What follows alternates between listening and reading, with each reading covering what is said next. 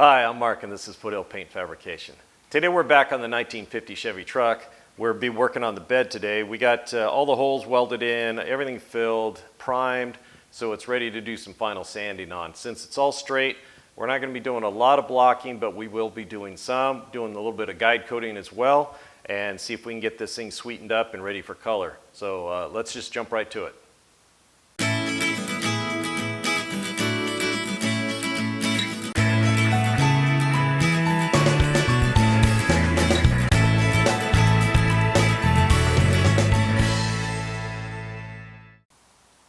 Okay, before we prime the bed, we sanded it multiple times with 220, then 320. Actually, the back bed rail there got 400 grit before I sprayed the primer. So everything should be really smooth. There's some feather edging that needs to be done or that was a little rough, but the primer will take care of that. And a lot of times I will go ahead and sand the prime before I do any guide coating. But in this case, since we sanded it so smooth, and the primer is actually pretty smooth everywhere, I'm going to go ahead and guide coat it first, and this does a couple of things. It helps me obviously find any chips or scratches or gouges or anything I may have missed that I wanted to fix, and it also allows me to make sure that I sand every square inch of this thing at least once. It's real easy to get lost and not sand something as well as you should, and so if we wipe it all down with some dry guide coat, I have to sand it till it's all gone. Then I know I've got everything. So I'm going to go ahead and get some guide coat on here, and then we'll get some sanding done.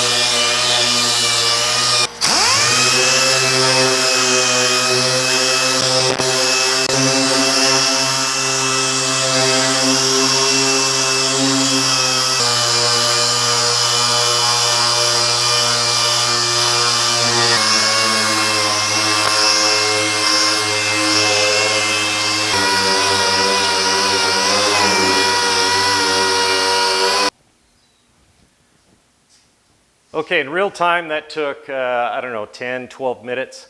As you can see, I wasn't shy. I'll do the edges by hand. I won't use the machine on that. But all the flat areas, I use that little hand sander. And this thing feels really good. The beauty about this polyester primer is it's super easy to sand, and it leaves a really nice finish. Now that was 320 dry. On a machine, that's probably over 400 grit. So this is actually good enough to spray base coat on right now. Obviously, we have a few spots here and there. Got a little low spot here, a little one there. But the bed rail, that stainless steel bed rail runs right down through there. So I'm gonna check. If it's below it, I'm not gonna fix them. I'll just let them go. This isn't a show truck. I have to keep telling myself that. It's just gonna be a driver. Then up here on the top, it came out really flat, and you can tell I wasn't shy about going through. I mean, you know, there's a little bit of steel showing right here. We got a little low spot right here. I don't know what I'm going to do about. I can barely feel it. I'll probably fill it because I can't let that go. But all these were, you remember we bent these ears back up on the ends. These came out beautifully. These are really looking nice. Then inside here, it came out really well too. We had a feather edge in all that where we ground all that rust off, and then all those dents and holes we welded in. So all those look really good. So I'm going to do that to the whole bed, inside and out, and then see where we stand. And I'll, you know, once I do it with the machine, then I'll go over the hand by hand and do some of these edges and some of these other spots because I don't want to use the machine on it. It'll just eat in too fast and it won't do what I want. So I'm going to take care of that off camera, and then I'll bring you back and we'll do a quick evaluation and see how the bed looks. Okay, we got the whole bed sanded inside and out. It took a little bit of doing. It took some time. Used the palm sander, air palm sander for, I don't know, 95% of it because it's all flat surfaces. And then I did a lot of hand sanding in the grooves along here, the detail in the corners. And for a lot of that work, I like to use like a Scotch-Brite pad, or this is a scrubby. I've cut it down, and I'll wrap the sandpaper around that, and that gives me a nice surface to get down into the corners and everything without trying to fold up paper and stick your finger in it, because your finger will follow all the contours. So if there's a low spot, you're just basically going to follow the low spot. But if you use like a scrubby like this, it'll bridge it, and you're not pushing that hard because you're using fresh sandpaper, right? So I went through all those areas, got all the nooks and crannies, and exposed a lot of areas we still need to fill. So let's take a look at those real quick. Okay, to start off, just right along the top here, you can see a few low spots. This is the guide coat showing through. And you notice I sanded and took a lot of the primer off, but that was the idea, that we were using the primer for a filler to get all these low spots and nicks and chips and everything and all the feather edging taken care of. So you can see some filler here, sanded through there, got some other spots. Same thing on this side, actually came out pretty flat. I'll probably scuff these up, and they're super light. I could probably sand that out, but I'm afraid it'll have a wave in it. So I'll probably rough that up and put a little glazing on there. Then we've got a lot of nicks and chips and stuff, like right here, just a little bit of a gouge. That's the guide coating right there, that dark spot. So it's what it'll expose. We got a few here I missed. Got some little tiny nicks and stuff. I just didn't see before. And then coming along, this is where we feather edged it all. It all came out really nice. It's really smooth. Got a little line over here. So the guide coating is showing a line, and I can actually feel it. So I'll do some more sanding there because I still have some paint on both sides. If it doesn't come out, then I'll fill it. Right here is a classic example. This is where we welded the hole, ground the paint back, and then filled it, but it's still a little low. I can feel that. So I'll rough that up and fill it again. And of course, chips like this right here, all those things you need to get filled, because the next time I prime this, I'm going to put a light coat of primer on it, and that's going to be my final prime to sand to as smooth as possible with some 400 or 600, so it's ready for color.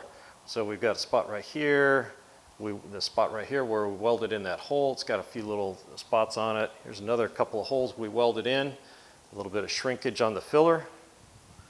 But all in all, it's getting there, because it was kind of a mess when we started. So it's good to get a little bit closer, find all these little spots that I'd missed. So I'm going to go through, clean it up really well, get all those areas scuffed. Here's another one. This is a pretty good chip. I don't know how I missed that one, but big old chip right there on the corner. But we'll get it ready, and it'll come out really nice. So let's get all these little spots roughed up and filled, and then we'll let it sit and we'll sand them all. All right, we got everything glazed that we need to glaze. You'll notice I put little pieces of tape wherever I need to. Once you sand all the guide coat away, then you kind of lose them. So I got them all glazed. Just need to go around and sand them once all that sets up. You hit most of them with the DA to sand them smooth, so that'll go pretty quick. A little bit of hand work, and then we'll be out ready for another coat of primer. Okay, the glazing's all set up and everything. I started off with some 320 on the DA, hitting some of these spots, but it just wasn't moving fast enough. I felt myself pushing harder to get it done quicker, and all I was doing was distorting the sheet metal. And then of course it's not going to be flat. If you're bending it while you're sanding it, then when it springs back, it's not flat, right? So I switched over to a block. I didn't want to put big sand scratches back in after all the other work we've done to smooth it out, but we want it flat. So I've got a little block here. It's just my little cherry block here, and I've got some 120 on it.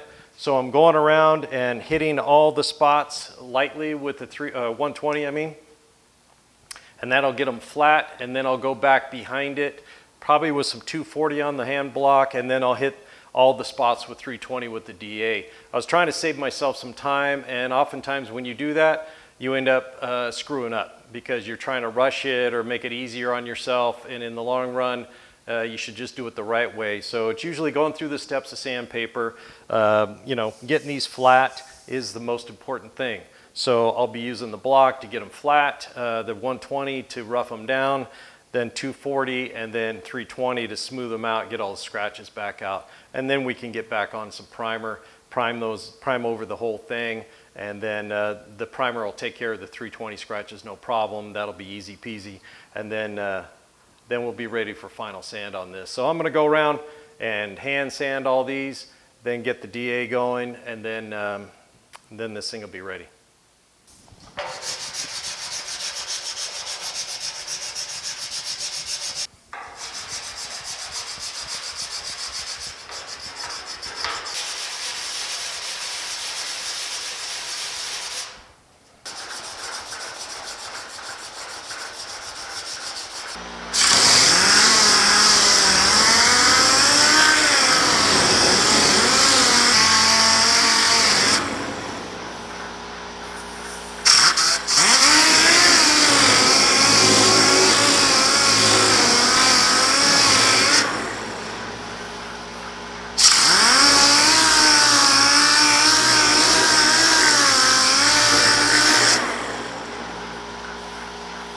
Okay, about 3.5 hours later, I guess, maybe a little bit more, it's ready for some spot priming.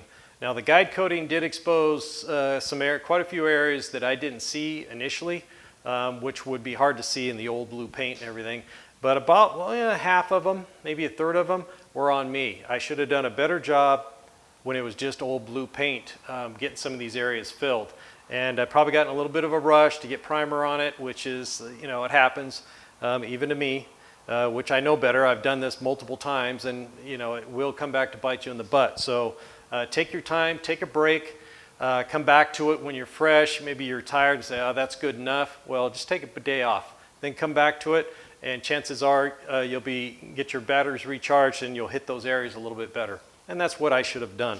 So some of these areas I had to go back and refill, and then hit with some 120, 240, and then 320 to get them smoothed back out so they're not deep scratches.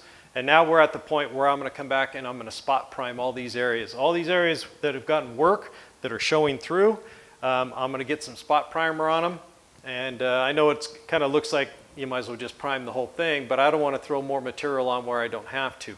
So we'll spot prime all this all the way around, and then we'll sand that, and then clean it off real good. And then I've got some other parts that need to be primed completely. I'll prime the whole thing with a medium coat, and then that'll be set aside, and then it'll get wet sanded, ready for color and clear. So right now the next step will be spot priming, so we'll get to that. Okay, I got the bed spot primed, all the areas that I wanted to, the areas we worked on, did a little more filling, a little more heavy sanding, trying to get it a lot flatter. I also spot primed the running boards in a few spots that needed it, and those are actually ready to go. Spot primed them, hit them with some 400 real quick, and then wet sanded them with some 600, so they're actually ready for color and clear. The tailgate is same condition as the bed.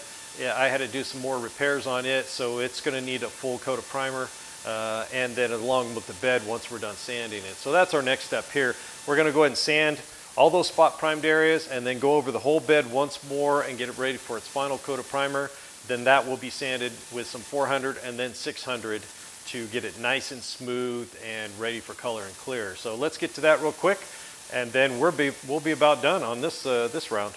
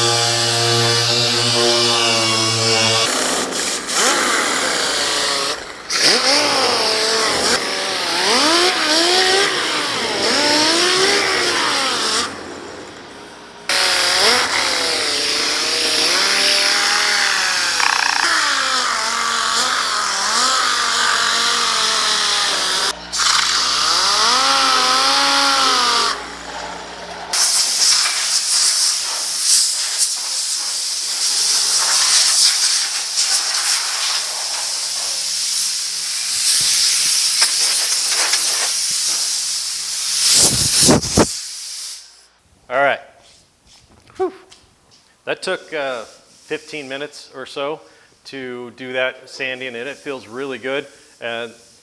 Those DAs and the little palm sander, actually I love that palm sander. It does a great job on flat areas. The 320 put a nice smooth finish on it, and I'll go back and I'm going to hand sand with some 400. Now the reason I jump up is because, like I mentioned earlier, the machine makes that sandpaper that much more finer. So, because it's moving so fast and you can't push very hard. But by hand, if I had 320 in my hand, I could put, really push down and get some gouges in there. So I'll move up to 400 grit. I'll hand sand all these radiuses. I don't want to try to do that with a machine. I'll just end up putting a wave in it or something. And this sharp breakover right here, I want to hand sand that.